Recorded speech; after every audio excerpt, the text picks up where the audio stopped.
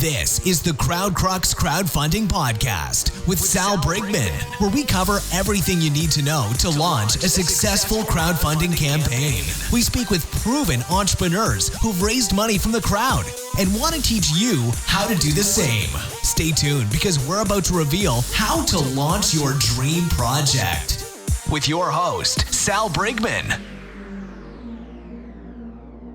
Before we get started with this podcast episode, I want to take a second to introduce you to my friends at Fulfillrite. If you need help shipping out your Kickstarter or Indiegogo perks or rewards, Fulfillrite is the absolute best company for you. I've been working with them for a while and I can vouch for their services. They make it dead simple and take all of the headache out of shipping out all of those boxes, all of those orders to your backers and your customers. If you want to check them out, go to fulfillrite.com at fulfillrite.com. Hey, Salvador Briggman here. Welcome back to the Crowdfunding Demystified podcast. Today we are talking about how to literally double the amount of money that you have raised using a really cool tool. And this is almost, I would say, like a trick. So if you've seen these different crowdfunding campaigns on the podcast, people who are raising 6 and 7 figures, just like that today, we had on a very successful entrepreneur, actually in the creative kind of category. And he raised a bunch of money on Kickstarter, and he explains exactly how he did it, how he came up with the idea, also why he's been working full time. And he also revealed a way that he was able to double the amount of money that he was able to raise with crowdfunding. So this is kind of like a really interesting tool that you can also use if you want to when you are raising money with crowdfunding. I think a lot of times we just think about, okay, if I'm going to launch a campaign here and I'm going to spend a lot of time preparing it, like everything like that, and we have this one singular goal, that's it. Like that's the end of the game. That's the end of crowdfunding. That's my experience basically with the launch. And that is so not true. I think I've demonstrated time and time again on this podcast, number one, that you can launch multiple crowdfunding campaigns. You can launch multiple Kickstarter and Indiegogo campaigns. And there are also ways that after a crowdfunding campaign, you can actually take and leverage this sort of Kickstarter crowdfunding effect. And you can connect with retailers, you can connect with partners, you can connect with ways you can distribute your product. It's really just, I think, a phenomenal tool to jumpstart a business. And there's so many things that happen after crowdfunding, maybe setting up an online shop, maybe learning actually how to market your product better, to attract better talent, etc. Go out there and raise even private capital, private equity if you want to. Crowdfunding is so much larger than just being able to have a successful campaign. And this individual, this entrepreneur, showed another way that crowdfunding, things that are happening behind the scenes, is actually far more valuable than I think anything when it comes to just selling a product online. With crowdfunding, you can literally double the amount of money that you have raised using the technique that we are going to talk about on today's podcast. Before we get into that, I also just wanted to quickly mention that if you are interested in getting access to a step-by-step guide that will show you how to launch one of these campaigns, if you've been listening to my podcast, you like them, you like the way that I teach, you like the pizzazz and the energy that I have with my voice, I also have a book out there called The Kickstarter Launch Formula, which is available on Audible. You can go to crowdcrux.com/Kickstarter audio and you can gain access to that. In addition, you can get a free 30-day trial at Audible, and you'll also get a free copy of that book, The Kickstarter Launch Formula. So that's crowdcrux.com/Kickstarter audio. I'll also mention at the end of the show, if you're interested, you can work with me one-on-one. I'll share with you a way to do that. And finally, I've been working on a side project here that I think is actually kind of really core to the reason why crowdfunding exists. Because if you think about it, maybe you want to start a business to make more money. Maybe you want to start an online business to be able to be your own boss, to be able to do what you want to full time, to be able to work whenever you want, how you want, on the projects that you care about. That's the name of the game, I think, is being able to connect with an audience that sort of unlocks this lifestyle for you to be able to do that. We had so many different success examples on the show of then building a 5-person company, then building a 10-person company, etc., from a successful crowdfunding campaign. And I was thinking a lot about this over the last few years, and I'm like, I think that honestly, one of the biggest benefits, if you will, of being able to do this successfully, being able to put yourself out there and launch a product into the world, can be summed up with one word, and that word is freedom. you finally have the freedom from your boss. You finally have the freedom to do what you want with your time, to work on the creative projects that you want to work on. You have the freedom from a monetary standpoint to be able to have more choices in life, to be able to provide for your family, to, if you want to, talking about some of these other entrepreneurs, be working around the world, going to Thailand or going to Colombia. It depends on the stage of your life, what you define as freedom. But that is so freaking cool that a successful campaign can unlock all of this freedom in your life. You can literally live a life of freedom. And I was thinking a lot about that kind of like message.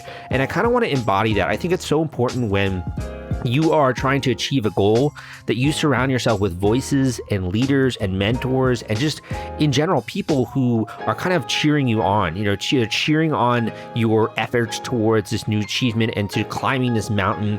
And if that resonates with you, that message of living a life of freedom, and you really want to remember that every single time you look into the mirror, every single time you're walking down the street, if you want to remember that message and sort of align everything in your life towards this successful launch, I have a great new basically merch apparel line that I've been putting together to embody this message of living a life of freedom. Has a really cool freaking artwork design that I want to share with you, and also just in general the life of freedom and some of the other messages that I would share there when it comes down to that. So if you're interested in learning a little bit about that, that's crowdcrux.com/merch. That is crowdcrux.com/merch. Got a bunch of different cool stuff like snapback caps, a really interesting tank tops, like all that kind of stuff. So the kind of stuff that I would wear just like in my everyday life, and just reminds me of why it is that I'm doing this, why it is I'm waking up early, why it is that I am working hard for my dreams. I hope you like it. And without further ado, let's get into today's podcast episode. Hey guys, welcome back to the Crowdfunding Demystified podcast. We are privileged today to be speaking with two experts in their field, respectively. Number one, we're talking with David, the entrepreneur behind a really successful Kickstarter campaign that's raised over $300,000 for Creative Beast Studios. I'll let him tell you about it in just a second. We also have Brandon on the line from Fulfillrite, who's going to chime in if there are any tips and advice on the fulfillment side of things. David, welcome to the show. Thank you. Do you think we could maybe get started? You could just tell us a little bit about your story. I know you have an upcoming Kickstarter campaign. Can you first tell us about this one that you completed that just was, I think, a massive success here? Yeah. In 2016, I decided to do a line of dinosaur action figures, and it's called Beasts of the Mesozoic. And I decided to start with something small like a velociraptor, and it ended up taking off during the campaign, and I came up with, at the end, 25 different items because it kept coming up with stretch goals throughout the process, and each goal kept getting hit, and by the time it was over, it was much bigger than what it was when it started. Was Creative Beast Studios like in existence before the Kickstarter, or was this sort of the first thing that launched it off? I started Creative Beast Studio independently. I mean, it was just me back in 2009, and I was specializing in dinosaur model kits, and I was targeting that particular audience. I would go to a lot of trade shows for model kits and things like that, resin kits. It was a very small market, and ever since I started getting into the action figure side of things, as far as the Kickstarter goes, everything's been at a much higher level than it was back then. What got you actually interested in that? I mean, it's a really niche kind of community. I think it's awesome. Also, like the sculptures and the artwork you have there. What kind of got you into that? Well, my day job is sculpting for the toy industry. I've been sculpting in the toy industry for quite a while now. I started off in the toy industry with McFarlane Toys back in 2005 as a designer, and that progressed about a year and a half later into a sculpting position with them.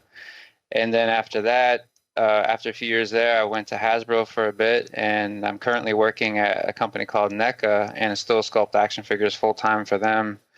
And I've had an interest in dinosaurs ever since I can remember. I mean, it seems like everybody I've ever met had an interest in dinosaurs at some point in their life. I just kind of carried it through Especially to my especially adulthood. raptors. Like raptors are a pretty awesome dinosaur. Yeah, and that was always a point of contention for me with pop culture with the Raptors, because I remember when I was a kid back in the 90s, I was really into Jurassic Park, of course, and I got a dinosaur book and I saw the skeleton for Velociraptor, and I was like, wait a minute, that's not the same thing that's in the movie. And then it really got me interested in like real dinosaurs, and I just found like actual fossils and things like that much more interesting. And it always kind of surprised me that that never took hold as something that you could purchase as an action figure. Yeah. And I mean, I've been working in the industry for a long time, so I've seen a lot of advancements. I have a huge toy collection myself. I'm always keeping up to date on the latest, articulation developments or whatever. And none of this happens for dinosaur figures or animal action figures. It's always for humanoids. And I know there's a reason for that, but You sort of saw this gap that you wanted to kind of fill there, it seems like. yeah, absolutely. And this concept's been proposed that the companies that I've worked at on various levels with various degrees of success never actually went through with any of it. And at some point, I'm just thinking, if this is going to happen, I got to do it myself. And I think the other cool thing is that if you want it to exist, you can also connect with a bunch of people around the world who also want to see it exist. I'm looking here at your Instagram, like it's pretty impressive, man. You got like 21,000 followers there on Instagram. You had more than 2,000 backers with your Kickstarter campaign. How did that campaign actually like change what it is that you were doing? Like you mentioned it kind of having to work at a higher level. What do you mean by that? just reaching a much bigger audience that I didn't know existed. I made the prototypes and I did the best I could with what I had as far as creating the campaign. I went into it not knowing much about Kickstarter. I backed a few projects up to that point, but I wasn't too familiar with how to run one. So it was a lot of hustling to catch up to speed. So when I got into it, it was crazy to me how much bigger the audience was compared to the audience for the resin model kits. And I saw a lot of potential there. Mm-hmm. And the fans showed up and supported, which was fantastic, because I was only going to make 3 figures. If I was lucky, I would make 3 figures, maybe 4 with an exclusive repaint. And by the time it was over, I think we ended up with like 26 figures. Mm-hmm. and accessory packs, all kinds of stuff, and that was all because people were supporting it. And it got to the point where I was making up stretch goals like on the day. During the campaign, I would just sketch stuff out in the mornings before work and post them and say, "Hey, let's do this," and it would get backed. And that is so cool. And by the time it was over, I had all this stuff I had to sculpt because it was like stuff that I just came up with and sketched out. So yeah. That's pretty cool. The way that kind of like it grew organically. Where were people discovering you? Like, did you post on a message board, or did people just kind of stumble on it on Kickstarter? Where were these people discovering you? I posted daily on my Facebook page, and then I had an Instagram, but I didn't have a very big following yet. I had a Twitter, but again, not a very big following. Everything was much smaller as far as my audience when that started.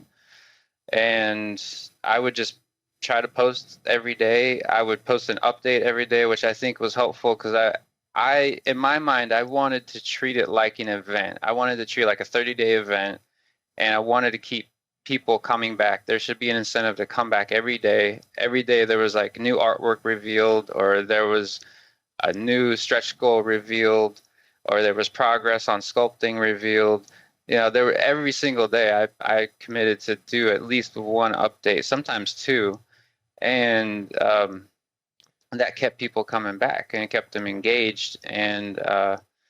And then they would tell people, and I would constantly stress, pass the word on to your friends, let everybody know, share it on your social, all this, and I guess some of that worked. So, yeah, definitely. Yeah. When it comes to the project, like you obviously had a tall order here, I'd say, in you're not only making all these backers happy, but also continuing to grow the brand and such. For someone else out there who's just getting started with the campaign, what are like one or two things that you learned you could say you could pass on to those beginners in the audience when it comes to like this project? Some of the takeaways you had. I think it's real important to communicate first and foremost. If people are asking questions in the question section, respond to them as soon as you can and have a conversation going. Let everybody know that you're there and you're available, because the last thing you want to do is have people lose interest. So if you can keep in touch with everybody, that's always good. I think the updates really helped a lot, and a big help with the updates was that I was constantly finding ways to create content during the campaign. For instance, I have at the time I had an artist doing the illustrations for the packaging, Jonathan Quo, who's an incredible artist. He does a lot of video game artwork and concept art, and he's really into dinosaurs and animals and things like that. It's just phenomenal.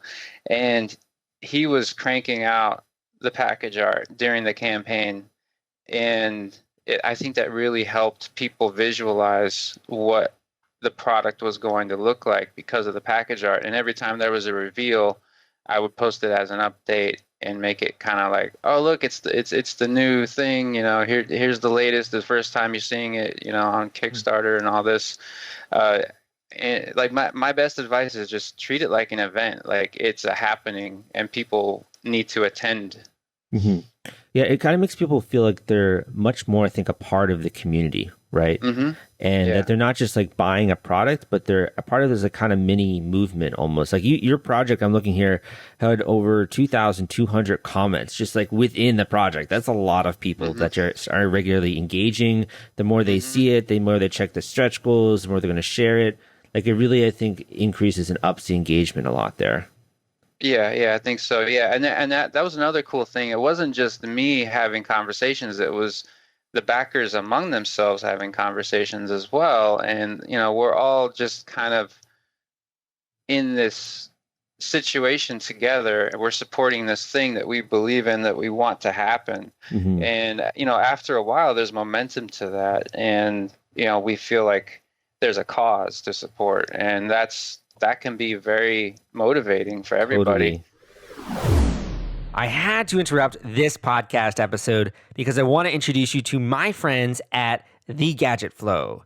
Their product discovery platform reaches 22 million people per month. They've helped more than 5,000 crowdfunding campaigns thus far, and they have a social media following of more than 700,000 followers. If you want to gain access to their marketplace and list your own product, you can go to thegadgetflow.com/submit and list your project today.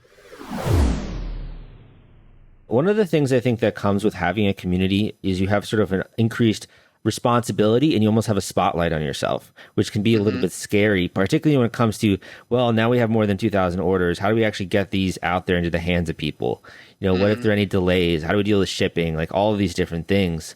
Did you have any thoughts on that? Because I think that's actually when you begin to actually grow your brand is when your expectations are fulfilled as a backer and you actually get this thing in your hands. You can play around with it. You can take photos and have a good time. Yeah. What are your thoughts on the fulfillment side there? That was a big learning experience for me because, like I was saying earlier, when I started the campaign, I was only proposing 3 to 4 figures, which I put a goal of fulfillment about a year after the project, which I thought was a bit conservative. But then, of course, there were a bunch of stretch goals, which going from 4 figures to 26 figures at mass production level, that really affects, when I can actually ship product. And there was a lot of confusion there as far as some people were saying, hey, how come, it's May 2017, how come my stuff hasn't shipped? And say, well, we have a lot more to do now. But I would update people on the Kickstarter regularly as far as developments with production and things like that. Unfortunately, there were several delays, and that kind of came along with what I was doing there. Because this is an unusual type of action figure, the factory I was working with also had a lot of learning curves as well, and I had to learn how to communicate with them what I needed them to do while working with them on, with their processes and things like that.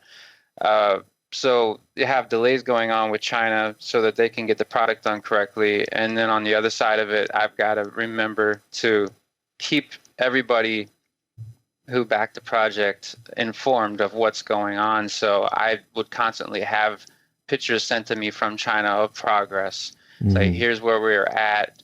Here's what we need to do. And if there's a delay, I would say, look, there's a delay, and I would give the new date for when we expect to have everything. When all was said and done, all 26 items took 2 years to fulfill, and it happened in 2 different waves. And it worked out. I was going to say really quickly, like, I was looking through some of your updates, and I'm looking at this one where basically you're sending these people photos of like the packages of the actual action figures and like showing people the progress. And I think that's so freaking important, because otherwise, if there's no communication, people are going to assume something is wrong, or they're going to come up with all these other ideas, like, is this guy kind of just trying to screw me or something like that? Absolutely. But you showing those photos, I think, was just pivotal to keeping that relationship going over the course of 2 years, which is a long fulfillment time. When did you make that decision actually to, instead of trying to do this all yourself and like fulfill these boxes, why did you decide to go with an external kind of company to help out with that? I actually decided that before I even ran the campaign. I found Fulfillrite through a lot of research on the internet and looking at reviews and things like that, comparing the services and prices, and I saw that they work well with people who do crowdfunding.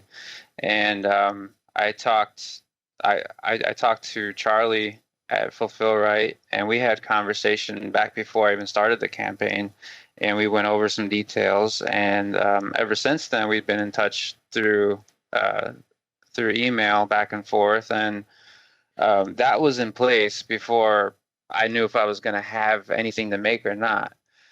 So that was always there. And then BackerKit was essential too, because Fulfillrite works directly with their system.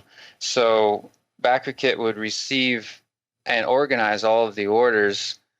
And it gets really complicated when you have stretch goals. I mean, it's not too complicated if you're just doing 1 or 2 items, but when you get up to 26 items and you have, 2,000 plus backers, it starts to get complicated. So I used BackerKit, and they integrate with Fulfillrite perfectly.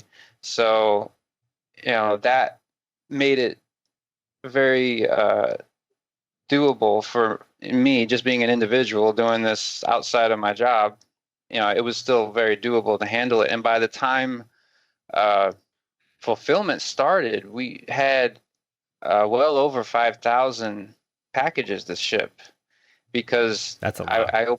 I opened up pre-orders after the campaign. There were a lot of people who missed the campaign who were like, hey, can I still order these? And so, I set up a shop on BackerKit, and actually ended up raising a little bit more in BackerKit post Kickstarter than I did during the Kickstarter. What?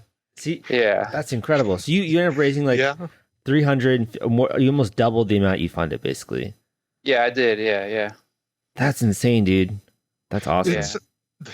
I did not know about that BackerKit piece. That's really impressive. Something that you had mentioned, I wanted to jump in. It's about the data and the integration with BackerKit.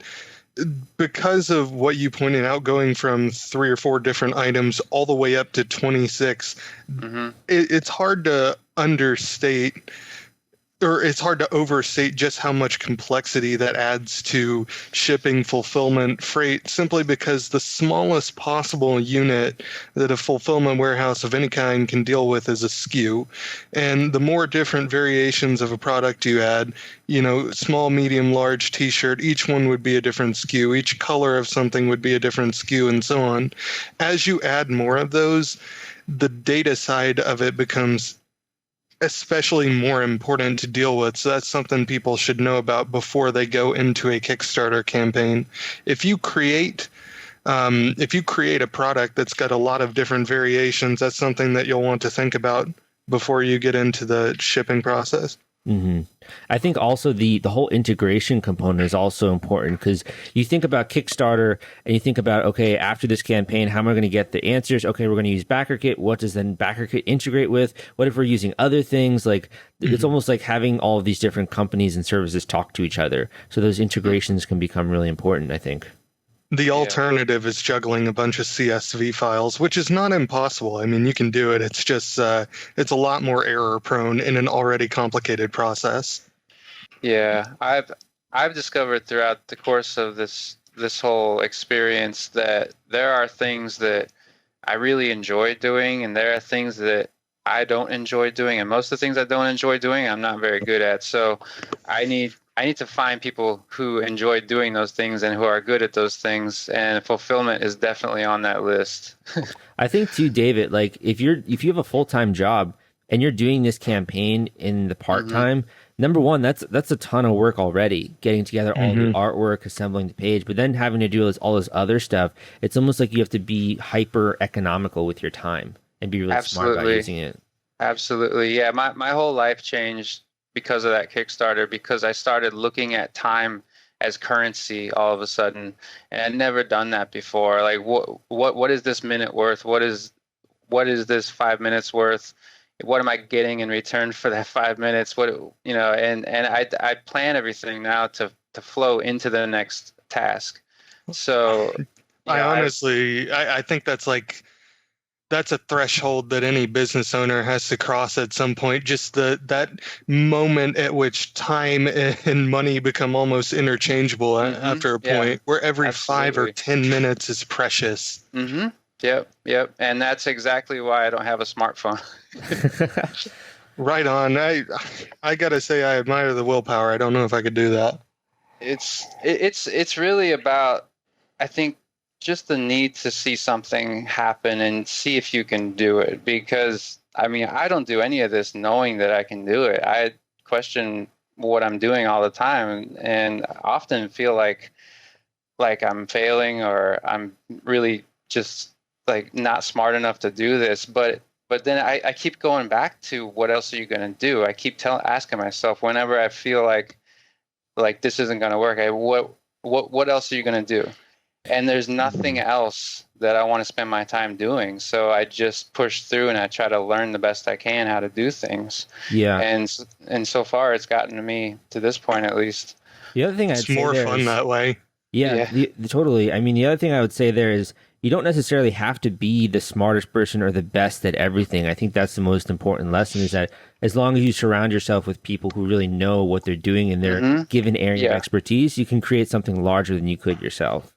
Absolutely. And I've been growing in that direction with the ceratopsians. I've been working with other sculptors and other illustrators on a much more broad level than I did with the raptors. With the raptors, I sculpted everything, and I designed everything, and I painted almost everything, and and the packaging I did myself. And the only thing that I really farmed out were some of the paint jobs and the package art. And now I'm working with other sculptors on the ceratopsians, because I was looking at the list of the things I want to do, and I can't sculpt all this outside of my job. It's just not going to happen. So I was able to find some people.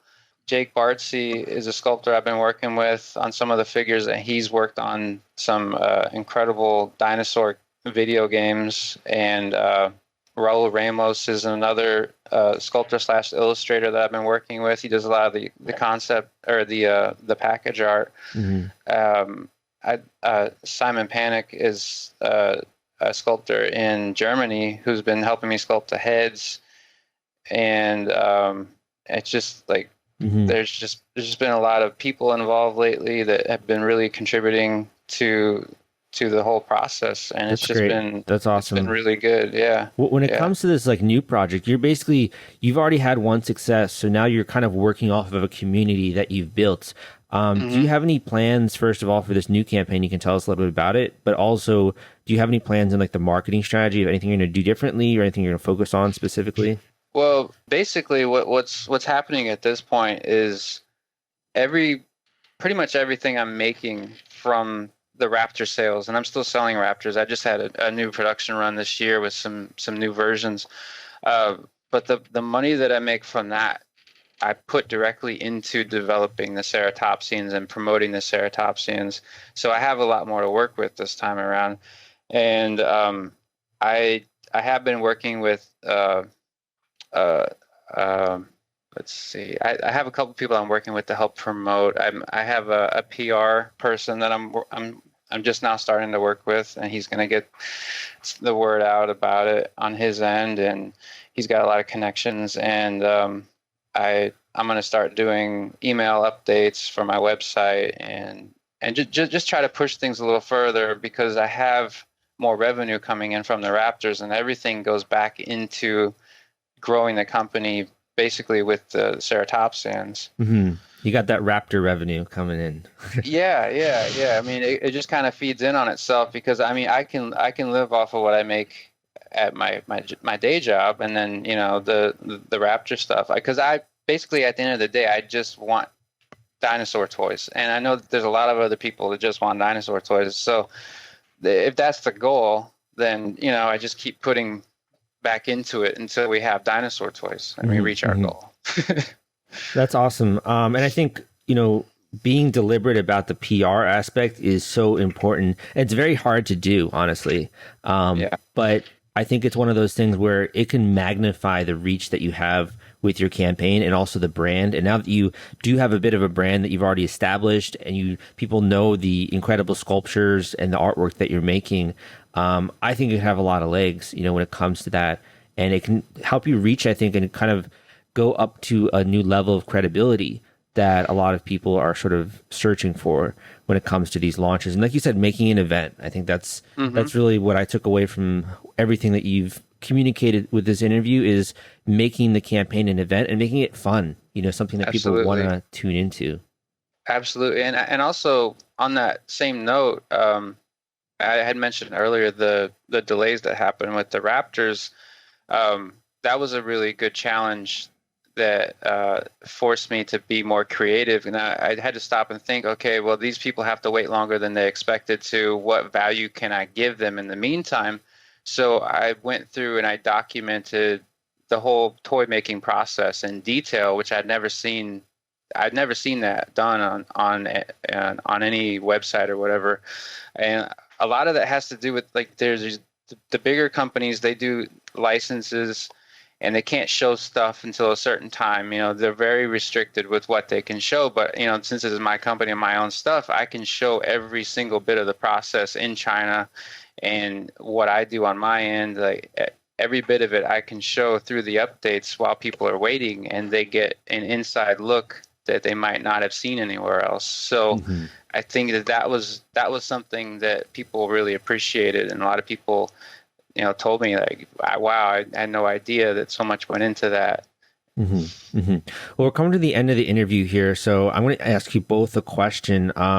If you could maybe come up with a final tip or a word of encouragement, or even just a bit of inspiration, something that you maybe wish you knew when you were getting started with your projects. A lot of people out there, they're really uncertain about what they're doing. Maybe they're willing to work hard, but they're not completely sure. So if you have a final tip or a word of advice, we can start with you, Brandon, for the listeners in the audience. Sure. If you are working on something really big, find a good team. It'll make your life so much easier in the long run, and you will end up making a much better product because of that. Well said. Yeah, that's true. I wish someone had told me this when I started, because I had to learn it eventually. You're never going to start anything if you wait until you're ready. I just figure out what I want to happen, and I move in that direction with what I have to work with. And I've found that as long as you do that, you should expect to make some mistakes, but you can still keep moving in that direction. You'll keep learning how to adjust, and eventually you'll gain the experience that you need to reach the goal that you need to get to. And I'm still in that process. I'm still just going into things without knowing exactly how to do it best, or without experience in this or that.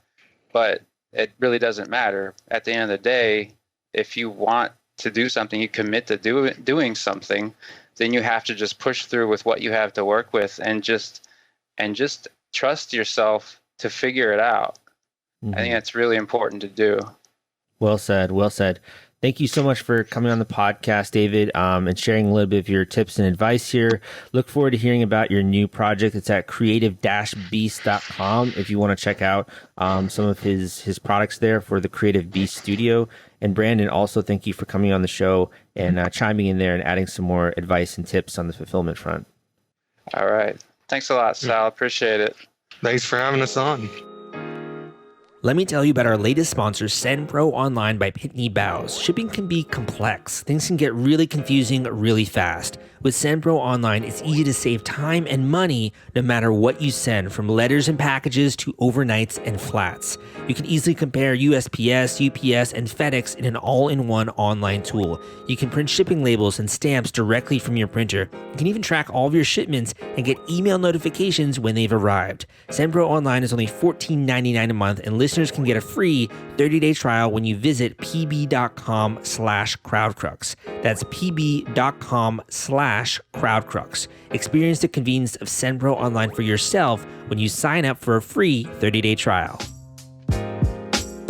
Hey, thanks for listening to this episode of the Crowdfunding Demystified podcast. My name is Salvador Briggman, and I hope you took away a lot of good stuff from today's episode. If nothing else, I think for me, one of my biggest takeaways was just that you can do this while you also have a full-time job. You can pursue your passion. You can literally, create this passion and share it with the world and connect with a bunch of people out there that are willing to fund this creative project or this endeavor or this business. And are willing to actually, spread it and become part of your tribe, become part of your raving fan base. It's so cool that you can do this nowadays, and crowdfunding is sort of like the gateway, if you will, to sort of forming that connectionship and I think that relationship, if you will, with some of these backers and some of these customers that then can give you also some feedback on your product. They can join your tribe. They can be a part of your community. We also learned today a really cool trick to almost double, to virtually double the amount of money that you raise with a crowdfunding campaign. We also saw some of the principles behind a successful launch. So I hope you took a lot away from this today.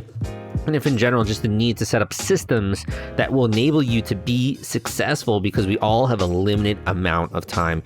It can be really hard, I think. It can be very difficult to, gear up to the launch of a campaign, to launch a new business. When you have so many question marks, there's so much uncertainty. You don't really always know what's around the next bend or, where the next path is going to lead. But for me, one of the things that's always kept me going is this desire for more freedom in my own life.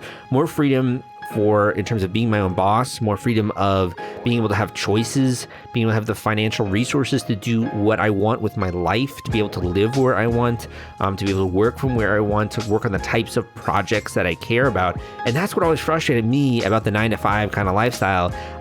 Thankfully, I've actually never had a full-time job, but I do remember distinctly having internships in college that I just absolutely abhorred how inefficient the workplace was, and having to report to a boss, and not really just feeling the vision for the company also is not always something that I was bought into, or I felt like I was capable of so much more and I want to level up my life.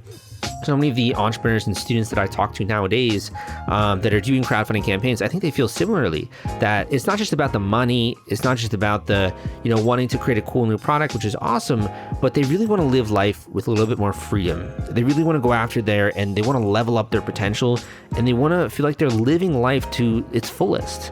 They want to live life with freedom. And I think that message for me is what kept me going with everything that I've been doing, knowing that it's for a greater tomorrow and a greater cause in the future.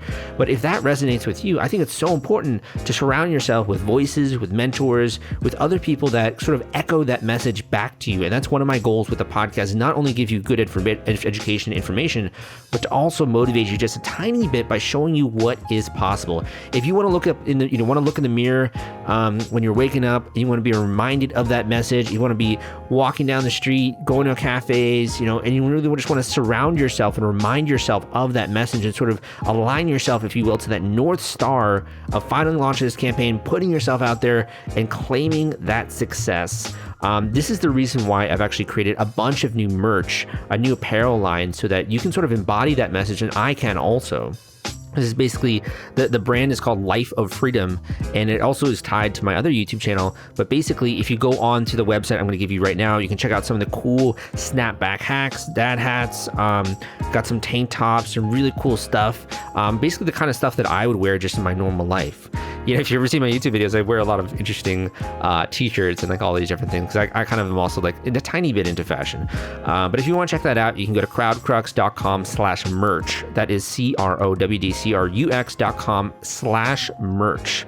This is kind of an experiment for me, but I also, I want to do more stuff like this because I want to help you make it easier to every single day wake up and to be pursuing your dreams and to be doing it with some passion and pizzazz. I think that's really important. And finally, if you want to work one-on-one with me, if you want to book a one-on-one coaching session where we go intensive for an hour long, in-depth into your project, going through what you got to do to be successful, pointing out some maybe the gaping holes or the things you need to address before you go live, answering any kind of your questions, introducing you to resources and tools you might not know about, kind of like with this interview, or individuals in the industry that I think could actually help you, you can go and book a one-on-one coaching call with me, and we can hop on the Skype or on the phone, and we can get everything squared away. I can give you some action items, some homework to do.